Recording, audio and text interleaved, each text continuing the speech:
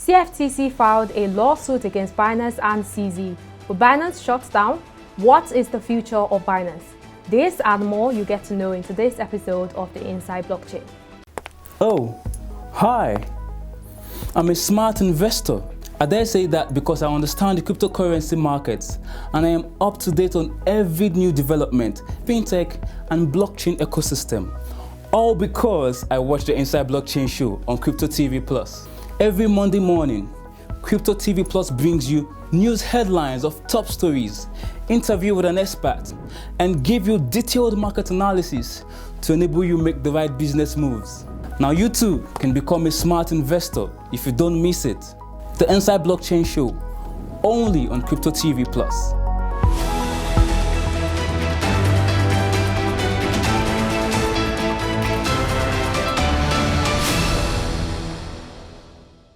Happy new month, everyone. Welcome to the month of April. This is Inside Blockchain, your one-stop for everything crypto and blockchain. I am your host, Faith Ekwari. If this is your first time watching this program, make sure to follow us across all social media platforms and subscribe to our YouTube channel to stay updated in this ever-evolving world of blockchain and cryptocurrency. Do well to turn on your post notification button.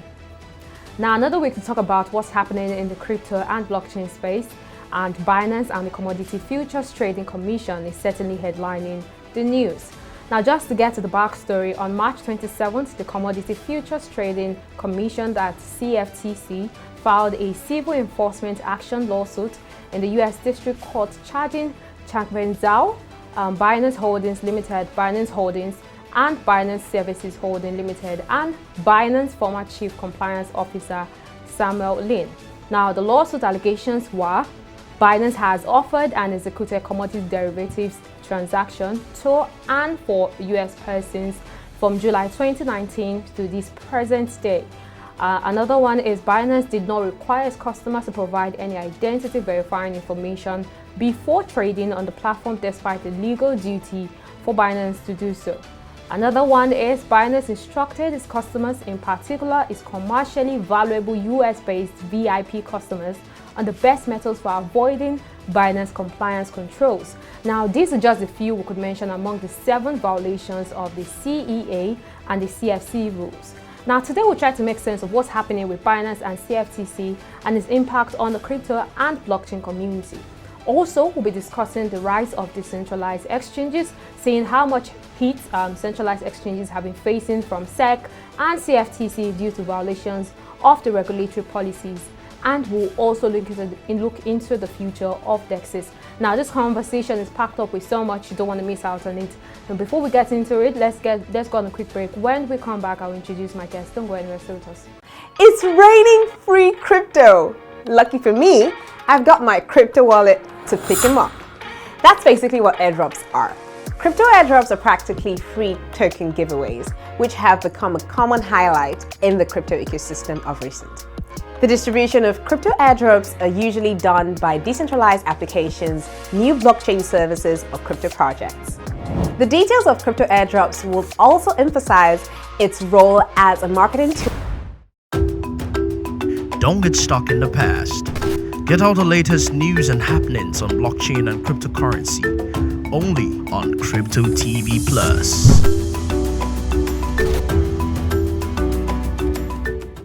Hello, my name is Chiki and I'm the boy of the bullet. Keep watching Crypto TV Plus. Don't touch that dial. Peace.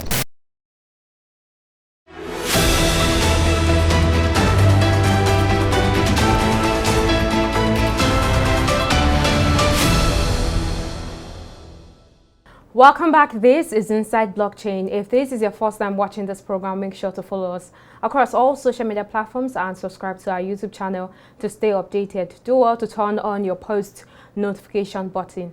Now, today we'll be discussing the rise of decentralized exchanges as we see a lot of drama unfold between Binance and CFTC and the deepening regulation uncertainty in the US and other parts of the world. To join us in the conversation today is the founder of Sabi Group's Lucky Uwakwe. Lucky, how are you doing today? Yeah, I'm good. Happy new month to you.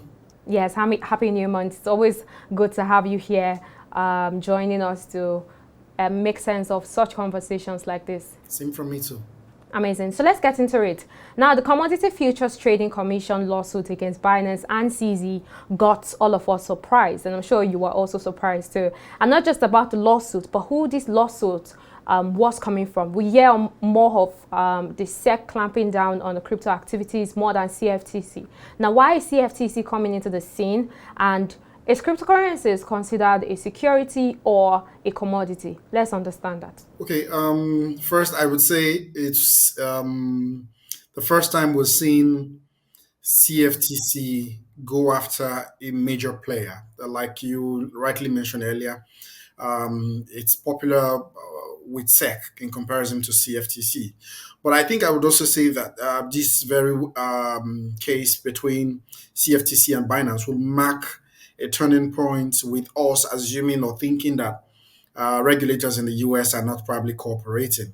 So I'm thinking to say that maybe SEC is backing down, allowing the CFTC to do a job that they have gotten some form of mandate, stating clearly that they own that territory when it comes to crypto related cases, right? That's what one of the significance of this. So clearly, we're now seeing SEC and CFTC sort of working in the same line to either to clamp down on people who they feel must have violated rules that are within the US. But that being said, it's very concerning for the industry, especially where certain allegations or have been put out there without clarity around if they are true. So I was going through the document, the 74-page document or so that they had filed, and there were so many things that sounds more like as if they're sort of guessing. So I saw a lot of conjunction, some words like the word use of "or." So it's like they are not sure. It's like they are saying it's either this or this. I expect that a body like a regulatory body like that of CFTC should be clear or must have gotten the answers right before even making that public statement. But beyond it, also they've not been able to clearly define what the asset in question is. So in this case, cryptocurrencies have not clearly been defined. What do you think? Is cryptocurrencies securities or commodities? Because for CFTC to be coming in, we need to understand what exactly is happening. Because when SEC is always in the scene, is always considered a security. But right now, looking at how CFTC is having so much power against Binance, it's looking like cryptocurrencies are now commodities. So what are they exactly? Okay, so in particular, to be honest with you, there's no one rule that fits all. Depending on the cryptocurrency in question, we can now decide to categorize them as either securities or commodities. But in this case, whether it is the case of them talking about Binance, so it is very wrong for the Commodities and Futures Trading Commission to say that cryptocurrencies are commodities in the way they've categorized it. If you look at somewhere on number 24, page 9 of that document, they clearly define commodities as the way you would define money. They said it's a unit of account, which stores value, and a medium of exchange. That three important characteristics, or that three important features, are what defines what we know as money. So I'm wondering if the CFTC decide to define commodities as something that has a store value, medium of exchange, and units of account. What will commodities CFTC define money as? Because clearly they define money as commodities in this case, which I beg to defer that it shouldn't be so. But clearly, because they are maybe too interested in seeing how they can rope Binance in this situation, they choose to define commodities in that aspect. Again, I'm saying that cryptocurrencies cannot 100% be defined as a commodities, that can be 100% defined as an asset or security, sorry. And neither can you also define cryptocurrencies completely as money. So to put it rightly, well, we're saying some cryptocurrencies fall in the category of securities, some fall in the category of commodities, and some fall in the category of what we'll term as money, right? But in the document, or in accordance with the documents that I've read so far, even though I've not completed the entire document, I'm saying that the definition of commodities, according to CFTC on page 9, number 24 of that document, is clearly not correct. And they are just chose to define money as commodities in this case, just because they want to rope Binance in, and that's unfair. Okay, so that leads me to the next question.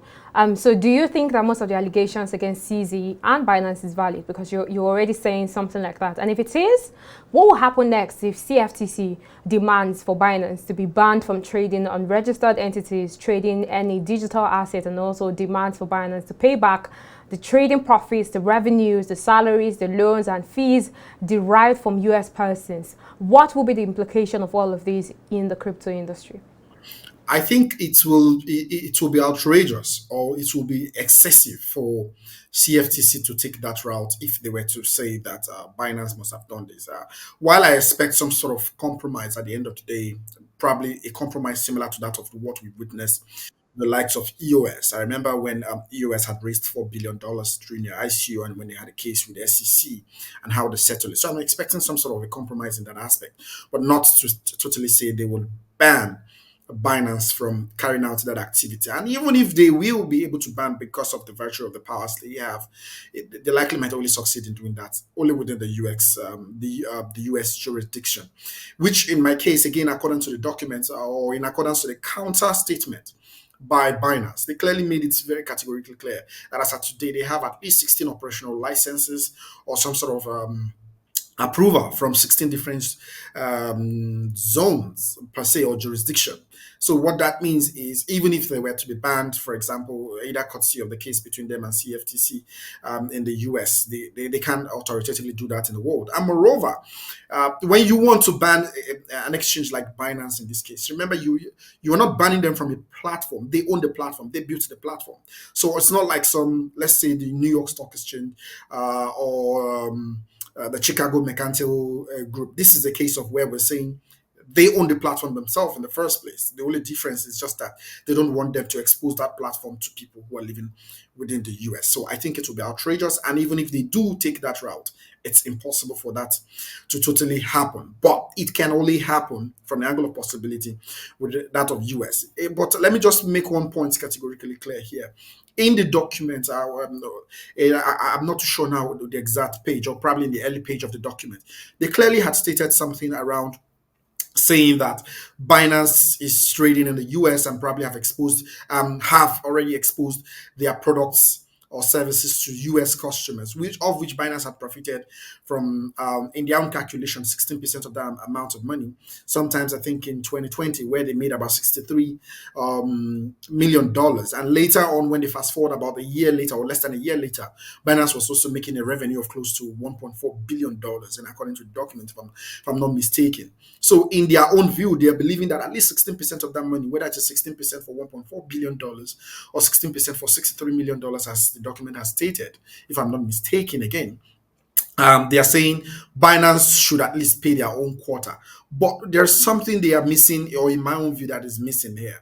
Binance, again, have clearly stated from their counter document that they had been working with regulators or law enforcement agencies, as the case may be, for quite a while. And in the past 2 years, they have tried to also reach out to CFTC. So if the Commodities Futures Trading Commission is truly, truly keen on wanting to ensure that those who have halted toe the line of compliance. I think in the past 2 years that Binance had claimed, or Binance had published out there, that they have been trying to work with the likes of CFTC. It should have been an avenue that the CFTC would have, on their own case, taken advantage of.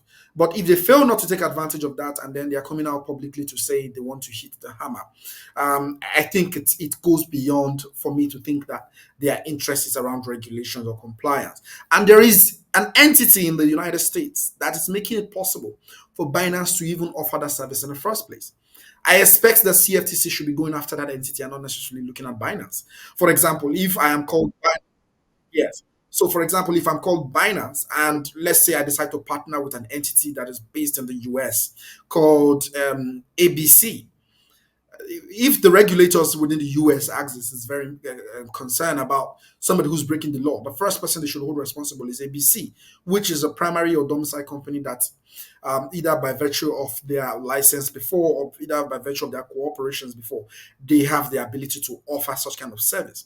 So they mentioned a company called BAM, according to the document again, which is called BAM. They said they are believing that company is either directly or indirectly owned by SHZ or Binance, as the case may be. So they're not even sure of what they're saying. It's either they're saying it's this or that.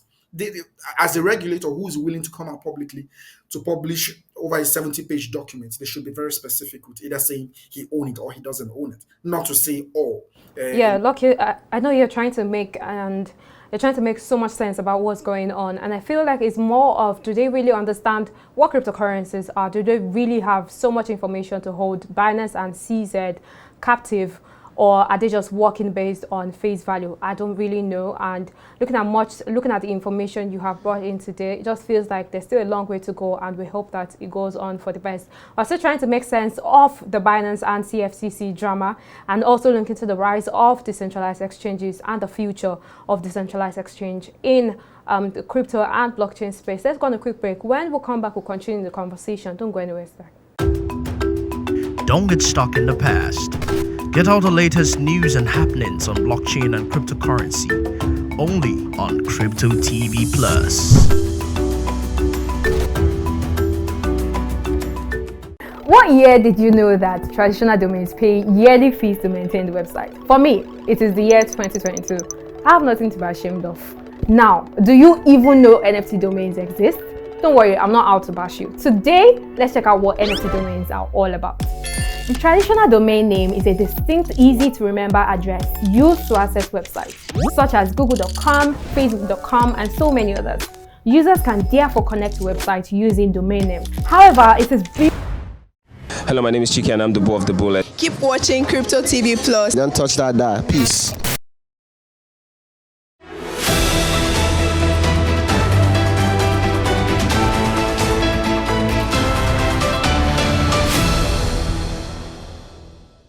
Welcome back. This is Inside Blockchain. I am Faith Akwari, and Lucky Wakwe is also joining us virtually to talk about the Binance and CFTC drama and decentralized exchanges. If you missed the first half of the show, make sure to go back and check and see what Lucky said about the Binance and CFTC, because you really need to understand what is going on here. So moving on, Lucky, looking at regulation uncertainty and the continuous clamp on centralized exchanges, do you think decentralized exchanges will begin to take center stage in the crypto trading market, thereby tilting more users to trade more on decentralized exchanges? I do not expect decentralized exchange to take the center stage at this point in time, especially where, again, the industry is under some form of clampdown as it stands today, but it's not necessarily affecting the users as of today. I said that because no user is saying because of the regulation that they've not been able to trade, they've not been able to access their fund. It's only when we begin to see that kind of situation that I expect that people will naturally just tilt out of convenience or out of necessity, tilt towards DeFi. Or maybe unless decentralized finance exchange decide to improve user experience and less technicality is required for utilizing the platform. But I'm not trying to hold brief again for the likes of Binance, because if you remember in one of our interviews, sometimes at a time when FTX had collapsed, I stated something categorically clear. That there's no exchange that is too big to fail, and I cannot even, for once, want to say that Binance is that red pill or that green pill that solves the blue pill that solves the entire problem. I'm also saying here that there are some important allegations that have been put forward that are also valid. Let's not overrule or scrap out the entirety of everything in that 70 plus page documents.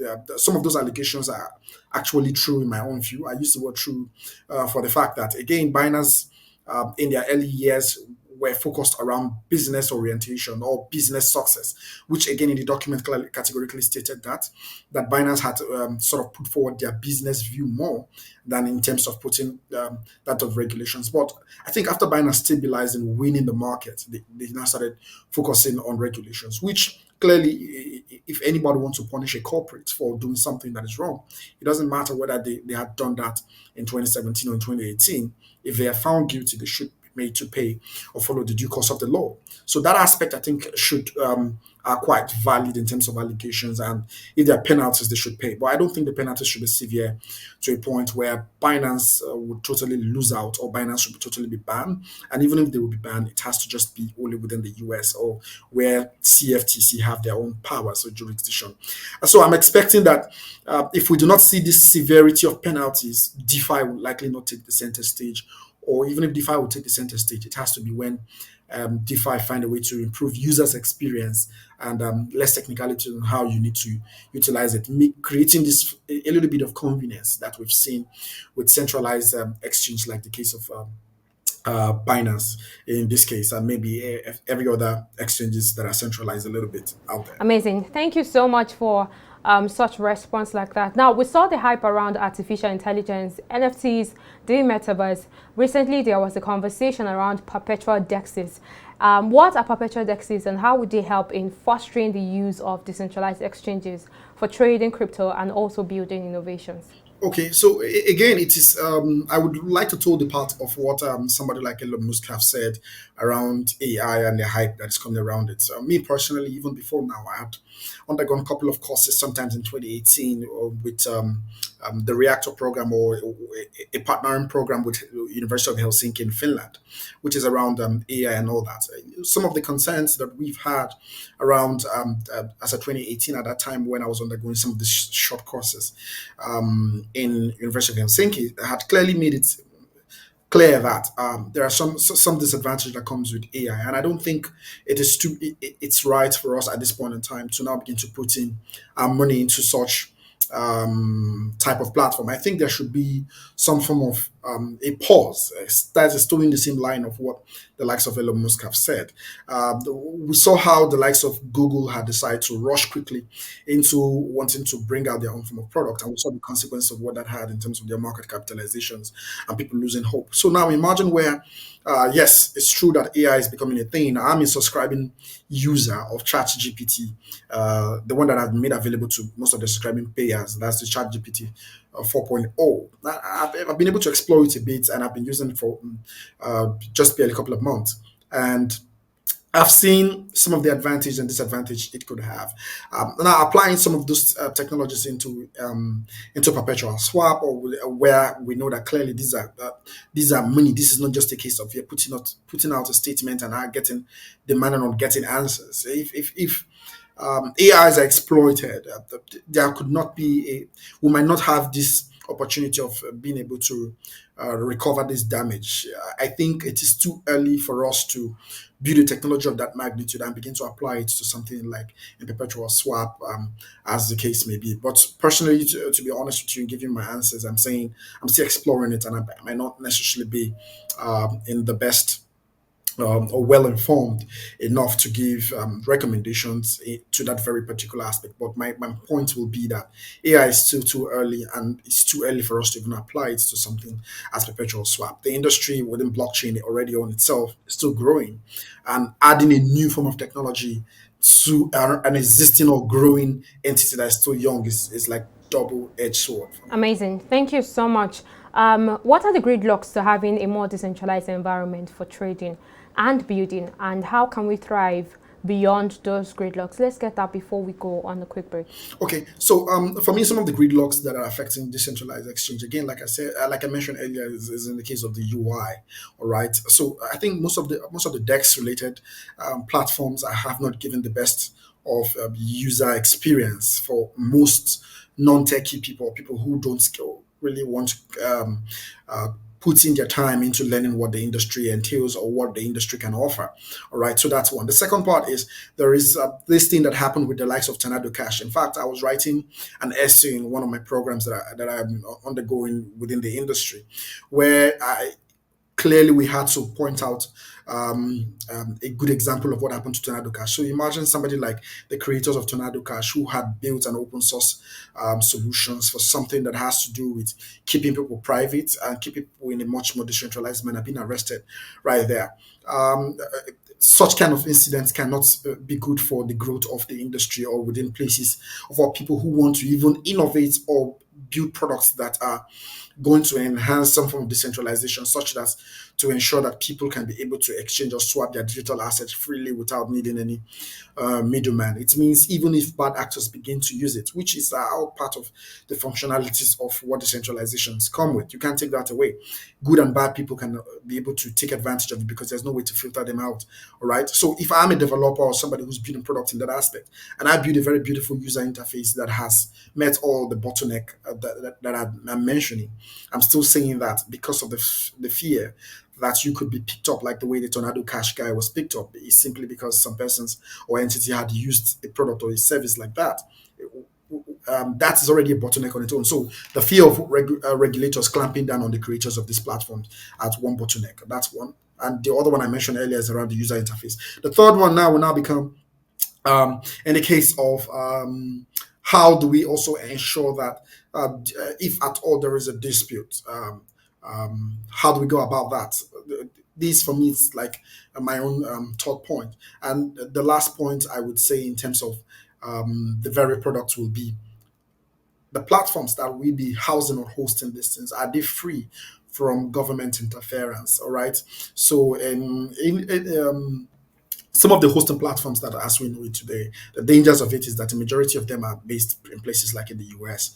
So I'm even saying that even as we know MetaMask to be today, if truly they want to go after the activities of what is happening in MetaMask, there are ways to which they can go around it. Because again, most of them are not necessarily IPFS enabled platform where we can some sort of say, oh, for 100% for a shot, that is all of us around the world that is contributing towards hosting it on the server or the cloud, as the case may be. We're saying there is an entity that controls that, and that entity, if they call the shot, one could be impacted. Now, the ways to which we'll solve some of this problem around it will be for government to have an open call or an open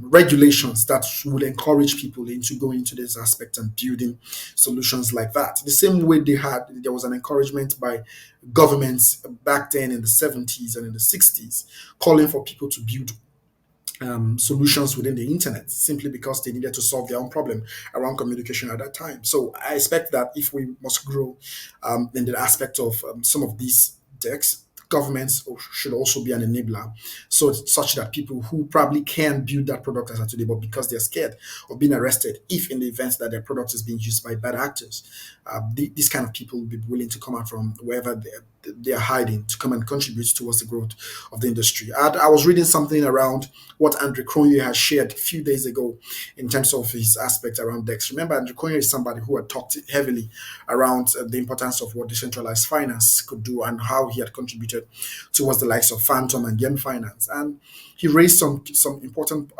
points, especially whereby I think the hype around crypto assets for the technology, crypto assets for the industry should need to die down a bit, and let's face more of the realities around growing the phase of the industry and not just about still getting stuck in phase one, so which is all about crypto assets. So we should be talking more about how we can enable the smart contracts to be better. We should be talking more about some how we can make the dApps far much more better and less around what I would call blockchain 1.0, which is just more about around crypto assets per se. Amazing. Thank you so much. Let's go on a quick break. When we come back, we'll be wrapping up today's episode. We've talked a lot about the Binance CFTC drama and also the rise of decentralized exchanges and some of the innovations that we have right now. We'll be right back. Don't go anywhere. Don't get stuck in the past. Get all the latest news and happenings on blockchain and cryptocurrency only on Crypto TV Plus. Hey guys, welcome into the Metaverse on Crypto TV Plus. In today's video, we're going to be taking a portal into the Toyoverse. Now, what is the Toyoverse all about? Let's find out. Founded in 2021 by Ramil El Tawil and Mickey Hong, Toyo is a play-to-earn fighting game built on Polygon blockchain with strategic gameplay and NFT collectibles or tokens as rewards. In this Metaverse game, users make use of NFT action figure characters, body parts, and item ownership to fight. Hello, my name is Chiki and I'm the Bull of the Bullet. Keep watching Crypto TV Plus. Don't touch that. Peace.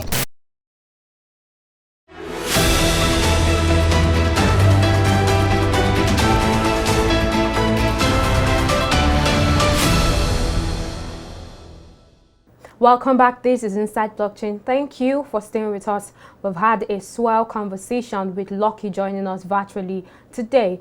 Lucky, let's get into the future of decentralized exchanges and DeFi as a whole in the crypto industry when it comes to regulation, when it comes to education, and also adoption from the mainstream to the crypto space. Okay, so for me, the future of decentralization is one that will be free from some of this government interference. I think people are sort of already tired from the fact that the failures in government. We saw what is happening currently with the likes of a couple of banks closing down, from whether you're talking about that of the ones that have happened in Switzerland, or the pressure that is currently mounting in Germany, or the one that we have already started seeing in places like the US and some other places.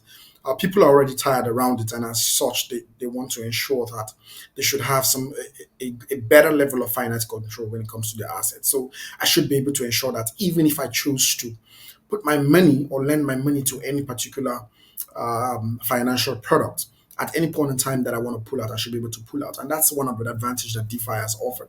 So I expect that the future of decentralized finance should be more of that, where I know that the practice of fractional reserve banking shouldn't necessarily be the case. And even if it's going to be the case, that there is a better form of guarantee beyond just this government statements.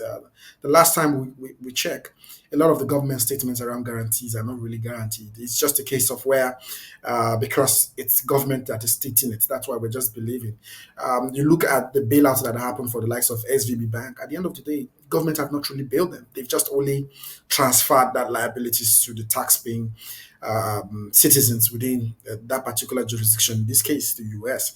So as much as the government have said, oh, we've printed or we've bailed the entire debtors whole, they're also saying that probably in a few years from now, you, the taxpayers, and all of you would still share in paying back that debt. So there is no guarantee. I expect that the futures of decentralized finance should be such that people are very certain that they have full control or better control of their money, if not even in totality. To a large extent, they have a much more higher control, and DeFi offered that. So this should be the future of decentralized finance. Offer me a full control of my money such that nobody can take it away from me, irrespective of my belief in the government of the day or not. Thank you so much, Lucky.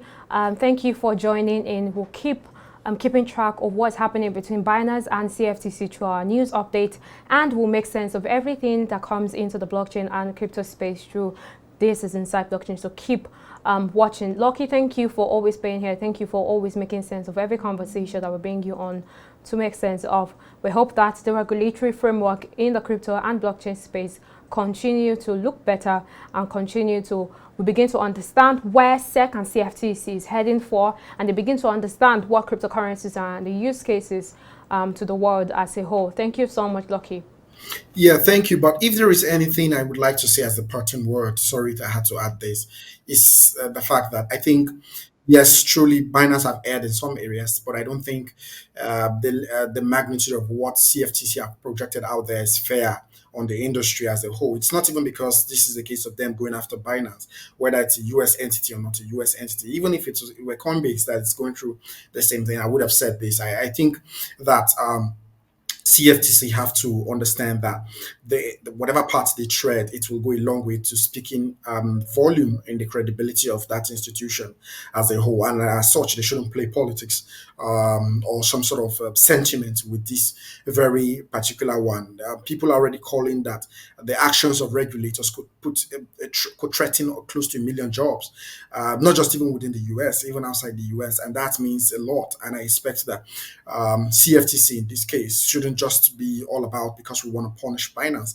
or because we want to make Binance pay. Yes, Binance have erred in some of the allegations which I've read, but not in all. And I expect that regulators should have been able to use the aspect of dialogue, especially where Binance have clearly made it open that they have been trying to work with CFTC for about 2 years. And I do not expect that if a board is willing to work with you for like at least 2 years, then you are now coming out publicly to just make a mess of the entire thing. It makes no sense in my own view.